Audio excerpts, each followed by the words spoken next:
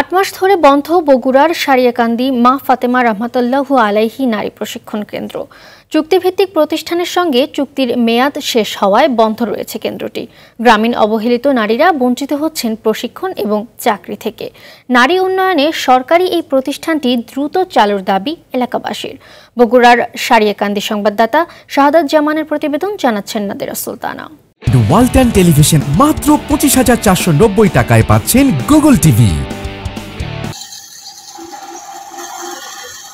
DWA Yousef বাংলাদেশের সঙ্গে ৮ মাস আগে চুক্তির মেয়াদ শেষ হয়েছে বগুড়ার সারিয়াকান্দির মা ফাতেমা রাদিয়াল্লাহু নারী প্রশিক্ষণ কেন্দ্রের। এতে গ্রামীণ অবহেলিত নারীরা বঞ্চিত হচ্ছেন প্রশিক্ষণ এবং চাকরি প্রাপ্তি থেকে। ২০০০ সালে প্রতিষ্ঠার পর ২০০৬ সালে কেন্দ্রটি সরকারি হয়। ২০১৪ সালে অবহেলিত নারীদের জন্য শুরু হয় ড্রাইভিং এবং মোটরসাইকেল মেকানিক্স প্রশিক্ষণ কোর্স। তখন থেকে কেন্দ্রটিতে দরিদ্র, স্বামী পরিত্যক্তা এবং বাল্যবিয়ে শিকার নারীদের বিভিন্ন দক্ষতামূলক প্রশিক্ষণ দেওয়া হয়। এসব নারীরা চাকরি পান ব্যাংক সহ বিভিন্ন কোম্পানিতে। এ পর্যন্ত ১২০০ জনের বেশি নারী প্রশিক্ষণ শেষ করেছেন।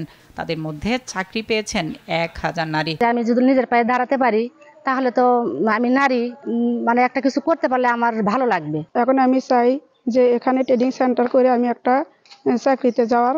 কেন্দ্রটি বন্ধ থাকায় অসহায় নারীরা বঞ্চিত প্রশিক্ষণ ও চাকরি পাওয়া থেকে এতে দুঃখ প্রকাশ করেন এলাকাবাসী।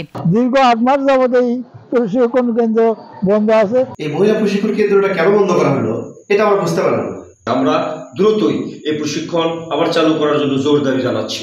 প্রশিক্ষণ কেন্দ্রটি চালু করতে ঊর্ধ্বতন কর্তৃপক্ষকে অবহিত করার কথা জানান এই কর্মকর্তা। আমরা ঊর্ধ্বতন কর্তৃপক্ষকে অবহিত করেছি, আশা করছি খুব দ্রুতই প্রশিক্ষণটি আবার চালু করতে পারব।